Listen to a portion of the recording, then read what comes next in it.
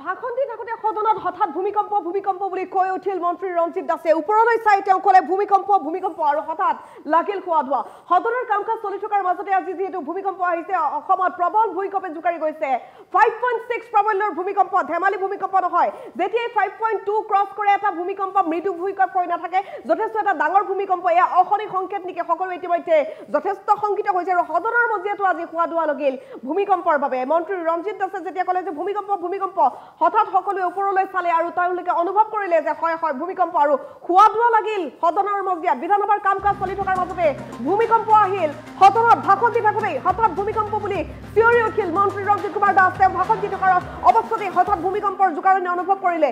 বাকীসকল বহি আছিল, তেওঁ যিহেতু থিয় হৈ আছিল, তেওঁ কম্পন অনুভৱ কৰিলে। প্ৰথমতেই বিধানসভাৰ অধিৱেশন চলি থকাৰ মাজতে ভূমিকম্পৰ কম্পন অনুভৱ কৰিলে মন্ত্ৰী ৰঞ্জিত কুমাৰ দাসে আৰু 5.6 প্ৰাবল্যৰ ভূমিকম্পত কঁপি উঠিল আজি সদনৰ মজিয়া। সকলোৱে সদন কঁপা দেখা পালে আৰু ক'লে হয় হয় ভূমিকম্প আহিছে। ভয়ংকৰ ভূমিকম্পত হোৱা ধোৱা পৰিস্থিতি বিধানসভাৰ মজিয়াত। মন্ত্ৰী ৰঞ্জিত কুমাৰ দাসে কোৱাৰ লগে লগে সকলোৱে ওপৰলৈ চাই উঠিল।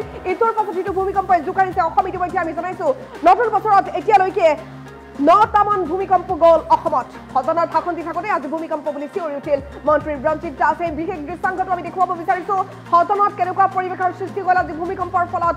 আমি ইতিমধ্যে জনাইছোঁ আজি যিটো ভূমিকম্প আহিছিল এইটো ভূমিকম্প কিন্তু মৃদু ভূমিকম্প নাছিল, কাৰণ 5.6 প্ৰাবল্যৰ ভূমিকম্প। মণিপুৰত আছিল ইয়াৰ অভিকেন্দ্ৰ আৰু এই ভয়ংকৰ ভূমিকম্পৰ ফলত খোৱা ধোৱা লাগিল আজি সদনৰ মজিয়াত। সদনৰ যিহেতু আজি সপ্তমটো দিন, সদনৰ কাম কাজ আজি চলি আছিল। পুৱা 9:30 লগে লগে সদনৰ কাম কাজ আৰম্ভ হৈছিল আৰু মন্ত্ৰী ৰঞ্জিত কুমাৰ দাসে ভাষণ দি থকাৰ অৱস্থাতে হঠাৎ ভূমিকম্প আহিল। সকলোবোৰ বহি আছিল, তেওঁ যিহেতু থিয় হৈ আছিল আৰু সেইবাবে হয়তো তেওঁ প্ৰথমে ভূমিকম্প অনুভৱ কৰিলে। কোনোৱে হাঁহিছিল আৰু মন্ত্ৰী ৰঞ্জিত কুমাৰ দাসে ক'লে যে সঁচা কথা নহয়, সঁচাকৈ ভূমিকম্প আহিছে।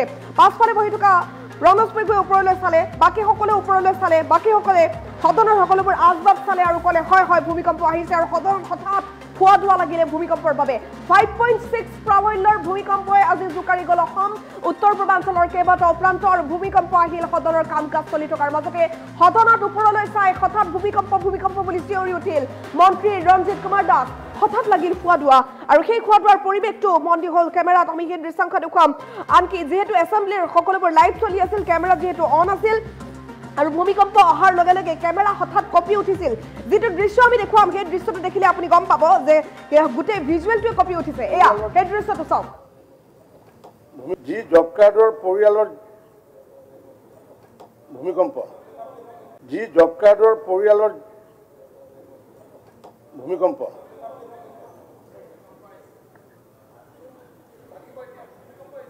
ভূমিকম্প আহিছে।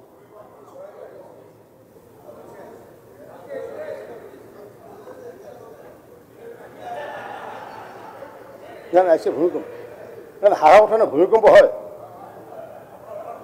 নাই হয় নহয়, মোৰ কথাত নহয়, এইটো ওপৰ পানীটো হিলিছে এইটো ভূমিকম্প। গতিকে যি জব কাৰ্ডৰ পৰিয়ালৰ ভূমিকম্প,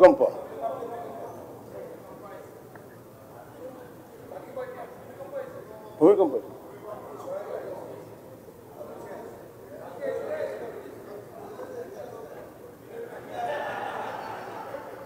আহিছে। ভূমিকম্প হাৰা কথা নহয়, ভূমিকম্প হয় নাই হয় নহয়, মোৰ কথাত নহয়, এইটো ওপৰ পানীটো হিলিছে এইটো ভূমিকম্প। গতিকে যি জব কাৰ্ডৰ পৰিয়ালৰ ভূমিকম্প,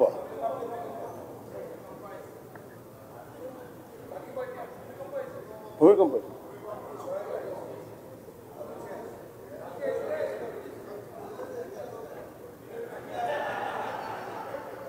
আহিছে। ভূমিকম্প হাৰা কথা নহয়, ভূমিকম্প হয়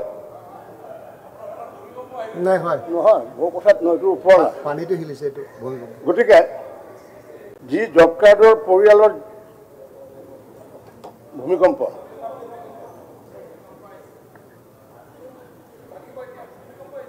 ভূমিকম্প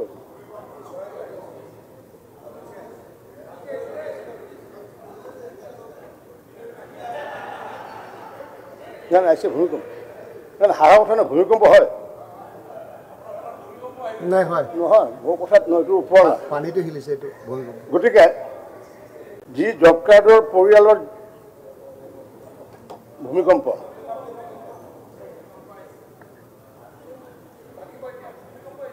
ভূমিকম্প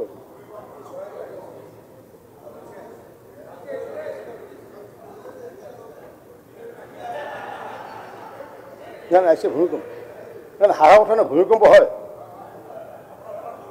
নাই হয় নহয় মোৰ কথাত নহয় এইটো ওপৰ পানীটো হিলিছে এইটো ভূমিকম্প গতিকে যি জব কাৰ্ডৰ পৰিয়ালৰ ভূমিকম্প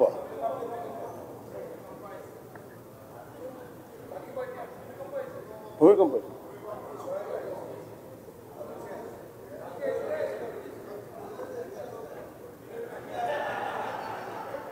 জান আছে ভূমিকম্প হাৰা কথা নহয় ভূমিকম্প হয় নাই হয় নহয় মোৰ কথাত নহয় এইটো ওপৰ পানীটো হিলিছে এইটো ভূমিকম্প গতিকে যি জব কাৰ্ডৰ পৰিয়ালৰ ভূমিকম্প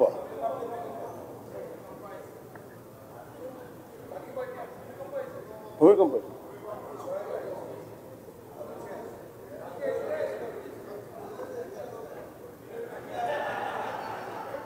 জান আছে ভূমিকম্প হাৰা কথা নহয় ভূমিকম্প হয়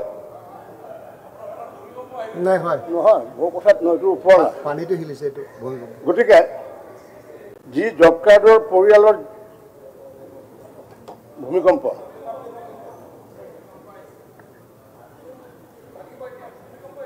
ভূমিকম্প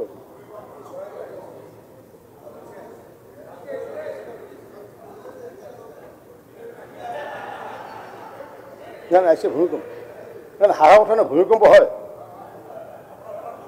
নাই হয় নহয় মোৰ কথাত নহয় এইটো ওপৰ পানীটো হিলিছে এইটো ভূমিকম্প গতিকে